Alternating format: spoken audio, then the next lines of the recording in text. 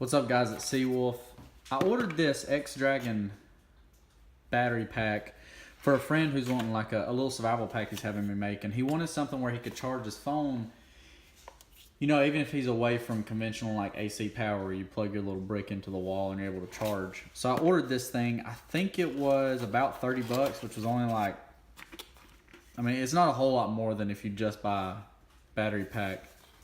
But what's really cool about it is it's got a little light on it. It's not super bright, but it gives you an option for lighting that will last forever because this thing's 10,000 milliamp hours. But what's really cool is you pop this open. It's about the size of a phone, a little bit thicker, but it's got this case. Like, this is the actual battery, and it's got this case on it that has 4 solar panels.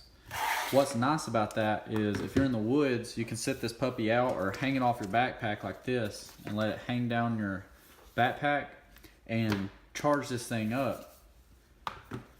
And you don't have to have direct heat on it. You know, when the sun hits these, some of that thermal energy from the sun's gonna dissipate into these pads.